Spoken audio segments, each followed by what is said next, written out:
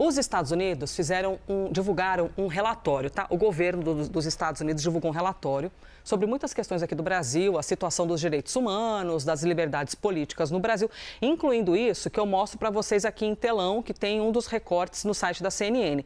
Os Estados Unidos citaram a violência da polícia militar do estado de São Paulo nesse relatório. Então, os americanos citaram uma piora dos direitos humanos, usando como exemplo as mortes causadas pela polícia na Baixada Santista. Em 2023, durante a gestão do governador Tarcísio de Freitas, governador indicado por Jair Bolsonaro. Então, neste documento de críticas, que eu já vou chegar no foco com a Clarissa, que é sobre as questões de Alexandre de Moraes, eles também citam isso. E o Ministério Público de São Paulo arquivou todas as denúncias contra os agentes públicos. Pelo menos 28 pessoas morreram durante a ação militar. Então, nesse relatório, eles citam essa violência, que é um retrato muito sensível dentro da atuação do governo de Tarcísio de Freitas. Ponto. Isso é uma parte. Além disso, no texto, o governo americano acusa o ministro Alexandre de Moraes de censurar apoiadores do ex-presidente Jair Bolsonaro, diz que a situação dos direitos humanos no Brasil piorou ao longo do ano, de acordo com o olhar deles, né? Sobre o Brasilzão. Ô Clarissa Oliveira, me conta uma coisa, por favor.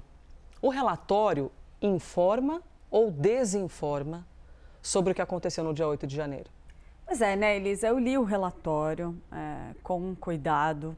Claro que existem várias informações ali que são pertinentes e que correspondem naturalmente à visão de um governo de direita que tem uma agenda política. É um documento, querendo ou não, político.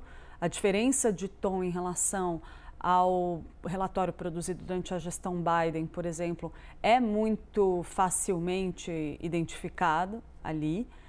Mas tem um ponto específico que me chamou muita atenção, Elisa, que é o trecho que narra o processo dos ataques de 8 de janeiro.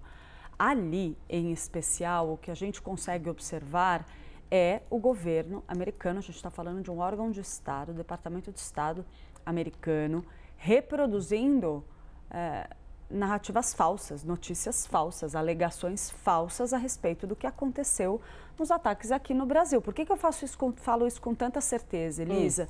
A gente acompanhou muito de perto o processo de prisão, detenção das pessoas que estavam envolvidas nesses ataques brutais aos prédios dos três poderes lá na capital federal. As imagens aí na nossa tela, foi uma coisa de uma magnitude que o Brasil não tinha visto até então, ter que lidar com o processo, o devido processo legal para tantas pessoas de uma vez só.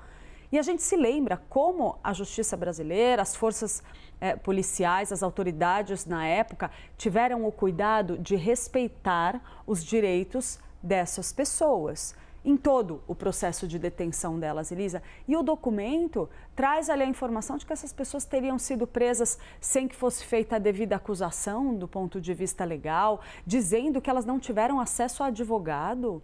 A Defensoria Pública foi disponibilizada, montou uma força-tarefa enorme para que essas pessoas tivessem o seu direito de defesa respeitado.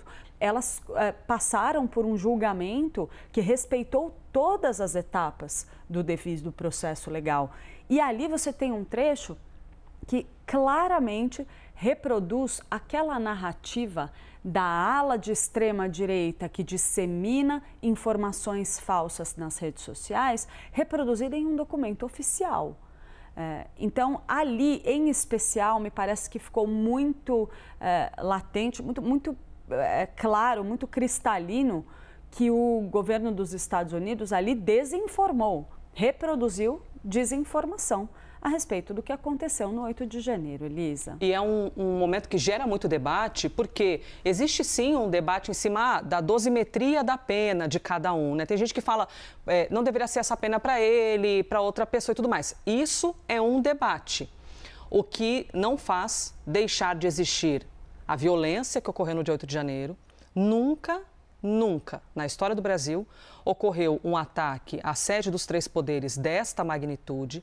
Não existem imagens de pessoas que tenham invadido o Supremo Tribunal Federal desta maneira, o Congresso desta maneira. Já ocorreram muitas manifestações em Brasília.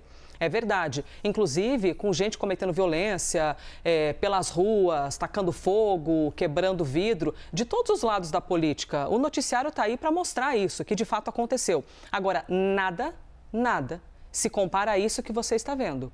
E as imagens mostram, né? Eu estou ressaltando isso porque existe também, né, ainda alguns olhares de pessoas que negam a existência do dia 8 de janeiro. Você não tem como negar, as imagens estão aí. Isso aconteceu. O debate sobre a dosagem da pena de cada um, aí é uma outra coisa. Agora, dizer que não existiu e que esses cidadãos não tiveram o direito de defender-se ou o direito de ter acesso à defesa, isso a gente vê que é bem diferente e ao vivo a gente compartilhou isso aqui com vocês. Vou ler a frase aqui, Elisa, para vocês, traduzindo, né? Claro, só para se ter uma ideia, para ficar muito claro do que eu estou falando.